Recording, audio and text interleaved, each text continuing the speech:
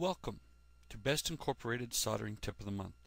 Hi, my name is Norman Meir and I'm an IPC Master Instructor. We have already pre-cleaned our board, so the next thing we got to do again is look at orientation of our part. Right here's a notch. This indicates pin 1. So now we want to grab our QFP 100 and align it. What we want to try and do is get 100% on the pad all the way around. This eases in soldering of multi-leaded components. That way you shouldn't have any problems later on, especially with the next bridging. Thing I want to do is I want to flux up a couple of corners.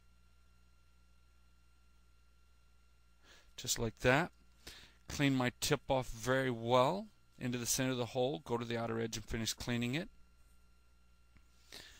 Hold the part down in the center. You should always try and hold your part in the center. Reason being that keeps it from lifting up on one edge if you've got coplanarity issues. So I've tacked 2 corners into place. Verify this by tapping on it. Next thing I like doing, especially when I start doing multi-leader drag soldering, to help make sure that it don't start soldering on the tack lead, because if you start soldering on the tack lead, you can move your part, so don't do that. So what I do is come in here, I don't have to hold it into place, is to hit a couple of leads on the other side, just like so. And now it's fully tacked into place. Next thing I'm going to do is put all the solder or flux around, just like so. Very simple little task.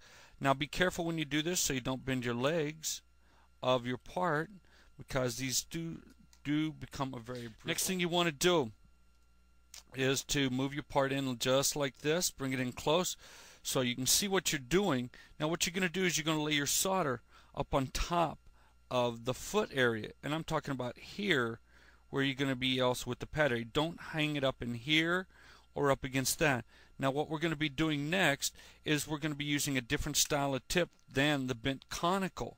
The next tip that we're going to be using is actually what they call is a large hoof tip, and it is at a 30-degree angle. So when you use this, you want to make sure it's flat against the board at all times.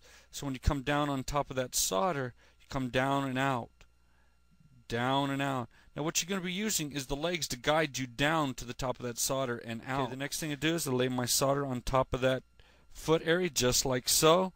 Then all I got to do is leaving it flat, come down. Look at that. I got 4 of them at the same time, cleaning off that tip. Now I clean my tip off on this at a regular basis, because if you get buildup on it, you can create bridges. Okay, come down. Okay, keeping it flat. Boom. Clean the tip. Boom. Clean the tip. Solder right down here. Okay, put it right there. Come on, start. Get going. And you're done. The next thing we're going to do is going to inspect the quality of that heel fillet and my side fillets.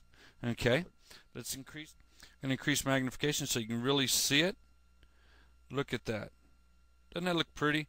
I know the solder joints, again, it's not shiny, it's dull, matty, and grainy in appearance, but that's what lead-free solder looks like. What I would do is angle my board a little bit downward and go down through it, looking at all my heel fillets.